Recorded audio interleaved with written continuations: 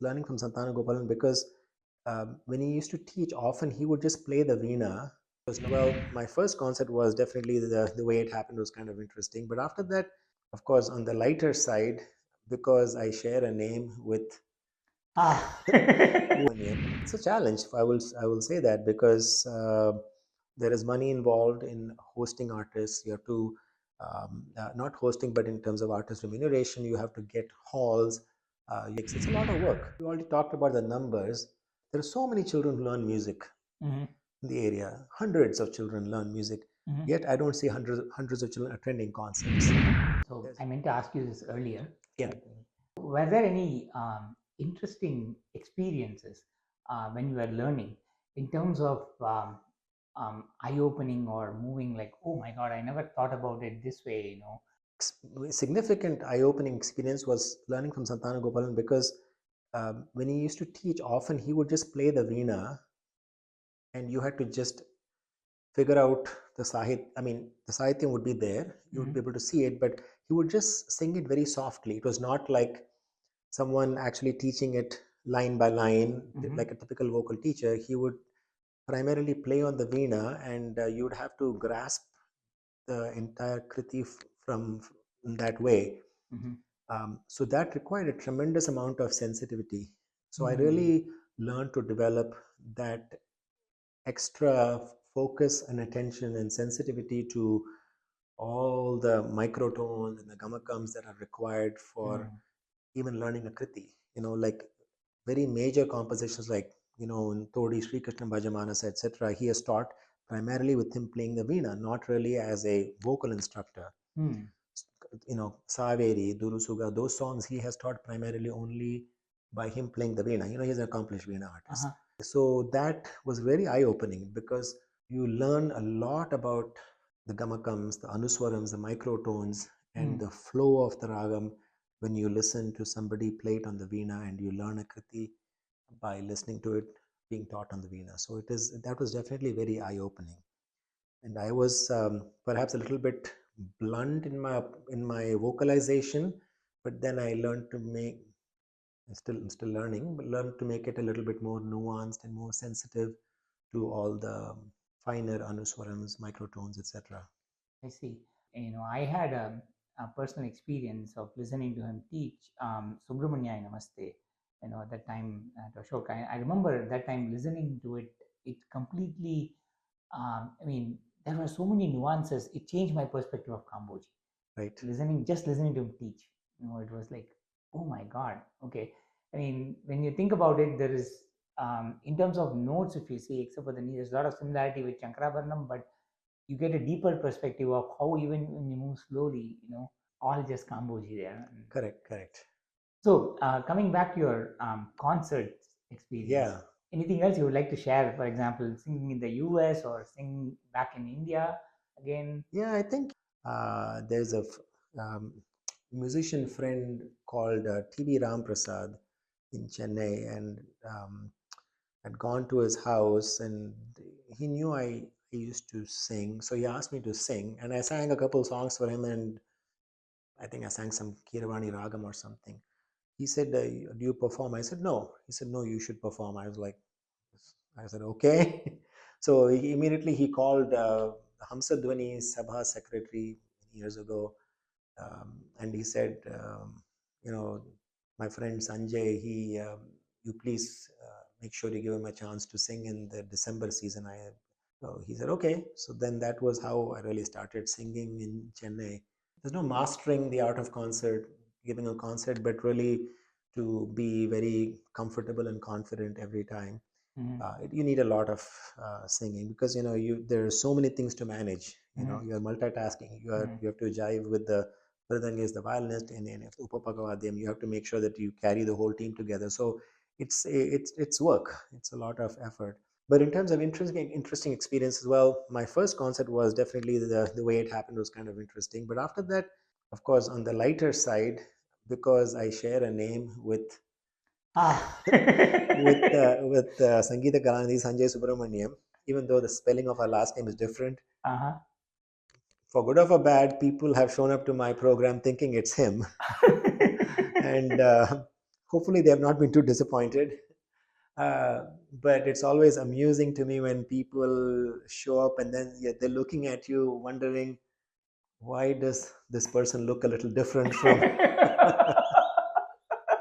from Sanjay. So, and I do know Sanjay personally.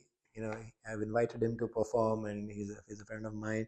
Interesting experiences. There have been all kinds of experiences. For example, one time we sang a concert, the mics went out like after the second song, Oh, and they never came back.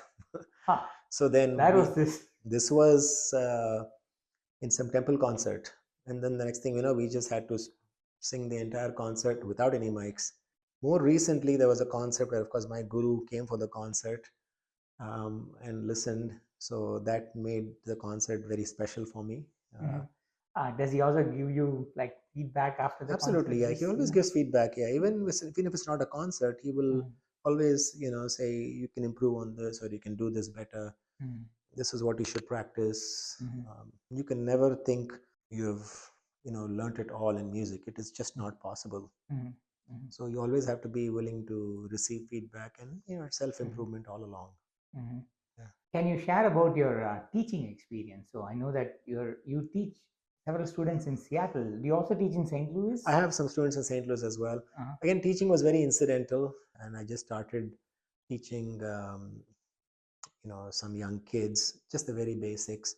And then over time, somehow I think the word spread. I guess friends of friends, they said, okay, Sanjay teaches music, and so I acquired some more students. It's a commitment, right? Mhm. I need to have the time, and I couldn't. You have to do justice. You can't just teach superficially and walk away. Mhm. That would not be right. So I just had to make sure I accepted just a few students. But then I was fortunate to teach some very talented young kids along the ways. With my guru's blessings, was able to get some of them to the Arangetram level, so to speak. So Mhm. they would give performances Mhm. here in Seattle. So that's how I started teaching, and I still teach some. The time is always the biggest concern, and um, I still have a few students here in Seattle who learn, and then St. Louis I have a few. Mhm. I don't advertise Mhm. as a music school much Mhm. because I just know that there's only so much time I can give Mhm. because of my work schedule, and Mhm. it's tough. But yeah, so I have been teaching in Seattle and St. Louis. Yeah, Yeah. The next one we're going to talk about is, of course, Abhinay Fine Arts, yeah, right? How did that start? yeah. So I think that started because I always was interested in music so much. I felt like that it would be maybe fun to organize concerts. And there was a time when there was a gap in organizations in the Seattle area that were doing Carnatic concerts. Mhm. As you might recall, Ragamala was one of Mhm. the oldest organizations, and they were splitting their concerts between Carnatic and Hindustani. Mhm. And then over the years, it perhaps became more slanted towards Hindustani Mhm. and music, which is great. But I was just interested in trying to see if there was an opportunity to bring more Carnatic artists to the Seattle area. So I decided I would start this organization. I got some guidance from some friends on how to establish a 501(c)(3) and things like that. Started Mhm. it, and in fact, the first concert that we organized was by my guru Santana Gopalan sir. This Mhm. was way back in 2007 or 2008, I believe. It's been now 17, 18 years now, and we've had Mhm. a pretty long run, and we have invited many, many, many Mhm. artists over the years. So how was that experience? I know it's a completely different ball game from you know learning music or singing or even teaching for that matter. I mean, it involves a whole lot of coordination and figuring out logistics, finances.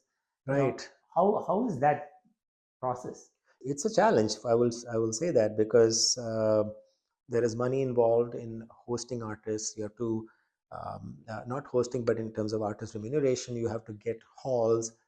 You have to be able to arrange for hosting the artist, logistics. It's a lot of work. Mhm. But fortunately, I've always had good help from friends in the Seattle area, very enthusiastic volunteers who selflessly I've supported this. I think it's just very satisfying because I feel like, you're giving back to the community, but it's very challenging. And Mhm. I also, especially recently, we get multiple requests for presenting artists from Mhm. many organizations who organize the tours. So we have to Mhm. always decide, how many artists you can actually is feasible, how many Mhm. can you actually present. Mhm. The other thing that I've always been, and I hope we have adhered to it, is that I always felt like concerts should be organized um, in a very professional way. Mhm. So the experience for the audience should be a premium experience. Mhm. So for many years, we used to do programs only at very, very good venues, Mhm. which offer a very pristine listening experience for the audience. Mhm. And I think that makes a difference. And not to be critical of other, programs, etc., but concerts are just organized as a sideshow, Mhm. perhaps in a temple or somewhere, Mhm. and I feel like that takes away from the experience for the audience. And I think the artists who come, they are incredibly talented. They deserve the right ambience to give their best. It's been, a challenge to always, find the right venue and to make it work. Grant money also is not necessarily a sustained source of funding. So sometimes you've had benefactors, donors who have been passionate about the art form Mhm. and have donated Mhm. to help support the organization. And we've been managing for so many years. I Yeah. see. So, in fact, I was going to ask you about it. I mean, the economics of organizing a concert, especially bringing artists from India, or Mhm. artists who are coming from India, and presenting them. How does that work? I mean, does it still? I mean, for example, is a concert sustainable just on, say, ticket, that you sell for the concert, or you still need a lot of donor support in order to? I think it varies. Honestly, it varies. For some concerts, we break even. Some, there's a profit. Obviously, some artists are more popular. They get bigger audiences. Others don't.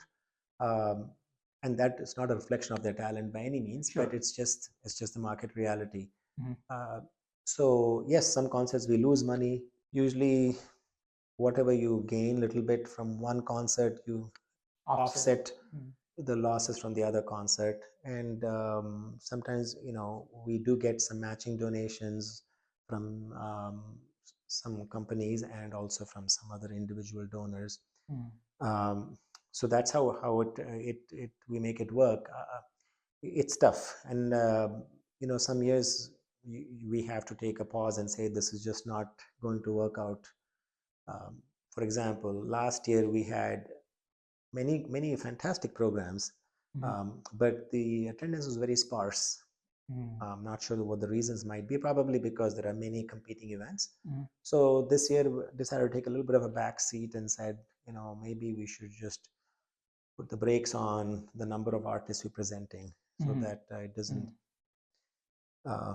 hurt us too much financially. So Mm-hmm. definitely um, economics are something that we have to pay close attention to. Mm-hmm. Yeah. And Mm-hmm. we don't have free venues. Mm-hmm. We don't own any buildings. We Mm-hmm. don't own. We're not part of a temple. Mm-hmm. See, our organization is purely for the sake of music. We have no religious alignments. So it is done purely for music. So we don't have um, a captive space that we can use for concerts. So we always have to rent halls. So that's added cost for us. So definitely, there's a multiple things to be considered as we organize programs. I see. I see. And I assume that also influences, for example, um, which artist you bring, which Hmm. collection of artists you bring, how many artists you bring, Correct. and all that, Absolutely. right, Yeah. in a year. So, Yeah. So we typically, our for years our format used to be three or four in the spring, and three or four in the fall, mhm. and there would typically always be one community-based event. So we started a music uh, festival called Sangeetam, way back then, and it used to be a regular feature year after year, to help gain traction from more local people, Mm-hmm. by giving children and other local artists a platform to perform. So we did that. Post COVID, we actually increased the number of artists we presented, and that was good in a way. But now I think we may have to reconsider the number of artists we bring, just because of the logistics and the feasibility of doing this. I think obviously in the Seattle area, there's just a lot of competing events now, and Mm-hmm. there was a time when we were really the only game in town, so to speak, in terms of Mm-hmm. organizing Carnatic concerts. Mm-hmm. But now, as the population has increased, there are many Mm-hmm. organizations who are doing a wonderful job of presenting music programs as well. Yeah. Mm-hmm. One observation I have is, even though there are several concerts that happen, still, the number of people who attend the concert, it's still at a that number hasn't largely changed too much over the years. Or have you seen that change over the years, except for, say, a really super popular artist, who pulls in more Right, correct, crowds? correct. So you are absolutely right. I would say that, you know, uh, 2007, 2008, we'd get maybe 100, people for the average concert, or maybe 50, 60. And I would say that still is true today, Mm-hmm. um, unless barring some highly popular artists, like you mentioned, who, can fill up the auditoriums. Well, the average attendance is sparse. I think there's multiple reasons for it. Time. People have many competing activities, they have school schedules, extracurriculars, all that to manage. There are multiple events, so people have to pick and choose what they want to attend. Um, and also, I do think, well, post COVID, there was a big spike in attendance of our concerts, I will say. But then there was a dip, because I think now, you know, COVID spurred online content in a big way, right? Mm-hmm. So, but I think that's here to stay now. So, Mm-hmm. a lot of people, I think, are fairly comfortable listening to music on YouTube, so it's convenient, it's Mm-hmm. free. That's why we have been trying to find ways to engage people in a bigger way by giving opportunities to local kids, especially, to perform before the main concert. Mm-hmm. So there is some engagement from the community, Mm-hmm. and we try to do more community-based events, like we like we used to organize Sangeetam, where we did a choir, a Mm-hmm. Carnatic choir, which was very popular, in fact. And so I used to teach the songs for that. And we at one point we had 120 people on stage. This was, I Oh. think, 8 or 9 years ago, and it was good, um, to some extent. But I'm not sure that having that necessarily increased attendance, you know, or in a sustainable way Mm-hmm. uh, for the years to follow. When you bring artists, for concerts, are there some interesting experiences you want to share? We had very pleasant experiences with all the artists that we have hosted, presented. They've all been very gracious. Sangeeta Kalanidhi, Sudha Raghunathan, Akka is a wonderful person to interact with. I remember once we hosted her, she was at our home, and uh, she was just so much fun to be around, playing cards with us. Decided she wanted to cook as well, so it was just very pleasant experience with her. Rajni Gayatri have been wonderful. They've stayed with us multiple times. They've been wonderful people to interact with, always very cordial, pleasant. Mm. We've had very, very lovely, positive interactions with all the artists we've presented so far. Prince Rama Verma, when he came, he has just got such a nice, infectious sense of humor. It's just so much fun to interact with him. Mm-hmm. So yes, we've had some very wonderful experiences with pretty much every artist. I see. And some of them have been so kind, like when we would do our Sangeetam events. Uh-huh. Um, I used to always request them to come and witness the choir performance. So they used to never say no. Sudha Raghunathan, Ranjini Gayatri, P.M. Krishna, Bombay Jayashree, they've all come and sat and listened to the children sing Mm-hmm. the songs. and express their words of appreciation Mm-hmm. on those events. So it's that's been quite lovely. Mm-hmm. Yeah. Mm-hmm. One thing about the artists traveling around the US that I've noticed is that, usually they can only perform concerts in the weekends, right? Weekdays, pretty much hard to have concerts. And so they also do a lot of travel, in the weekend because, they'll be giving a concert on Friday and then they fly on Saturday and fly on Sunday, possibly, something like that. So, how do you manage that, because there's going to be a lot of fatigue at the end of the day when they're going to how do you take care of something like that?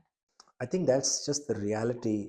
The artists have such a busy schedule that this is the way they plan their tours. Mm-hmm. But for the most part, when I organize a concert, I will typically prefer to organize something on a Saturday. Mm-hmm. And I do check with their travel plans to see if they're arriving just the same day or the night before. Mm-hmm. There's not much, unfortunately, we can do to control Mm-hmm. that Mm-hmm. because they come with very jam-packed schedules, and I'm not the ones making their schedules because they work with multiple organizations and they decide how they want to spend their time. So I cannot dictate, that they have to be here 2 days before so they have time to rest Uh-huh. and perform. It's just their own schedule. Mm-hmm. So we just have no control over it. In fact, I remember one year, was it last or maybe the year before last, when Trishu Brothers came and performed, they just landed in Seattle from an international flight and they gave a concert that evening. Wow. So that was pretty insane, I thought, but that's how it worked out. With respect to organizing concerts, are there things that you would like to change or improve, especially say from an audience perspective? Like, I mean, of course, we all want more people coming to concerts. But by audience, I don't mean just the people, also from a listening perspective. I know that you mentioned, you want to make sure the audio experience is really good. You want to do it in proper halls and all that. But in general, from a experience perspective, other things that you wish that improved, like especially from a people or audience or listening perspective? We already talked about the numbers. There are so many children who learn music Mm-hmm. in the area. Hundreds of children learn music. Mm-hmm. Yet I don't see hundreds of children attending concerts. Mm-hmm. There's just a smattering, maybe 10, 15 at the most. And I just don't know the reasons for that. Is it because the teachers are not telling them the importance of listening to concerts? Is it because the parents are just too busy and not able to bring them for concerts? Is it the cost of the tickets? I highly doubt that because they're very reasonably priced usually. I'm just, thinking about the possible reasons. Or is it the kids just have too many other activities um, to attend concerts? So I really feel like one of the big gaps is children who learn music attending concerts. And I think that's a critical gap. And I've always been thinking about how to bridge that gap, which is why we started the whole choir concept many years ago. Mm-hmm. And we got so many children to sign up for the choir, but I don't know that that's necessarily translated into more children listening to concerts. Mm-hmm.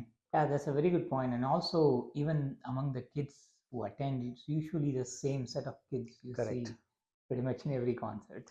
Yes, there are some children who I know are more serious perhaps, but I think unless they listen to music live, it's not the same as listening to concerts online. The dynamic of our music is such that you can really grasp the nuances and the dynamic when you're actually listening to a concert. I mean, I would say that 90% of my music learning has occurred from listening to great masters perform on stage, listening live to how, artists today perform. And there's so much you pick up when you listen live to a concert because your focus is, it's real time. You're picking up on things, and I think this is a very valuable experience for children who learn music, even if they're already performing, if they're already extremely talented. You never reach a point in music where you know it all. Mm-hmm. So unless you really make an effort to attend concerts, you will not grow in music. That's just my firm belief. Actually, you just touched upon the question that I was going to ask you. Like, what are some words of advice that you would like to give for students of music? Yeah, I think that's number one. I think you have to listen to a lot of music. for example, my guru himself, he's such a more than a musician or a musicologist. He will himself say, "I am a rasika first." Mm. So he enjoys listening to music first. So you have to learn how to be a rasika. You have to learn to listen to music Mm. and learn analytically. Learn from what other other people have to give to you.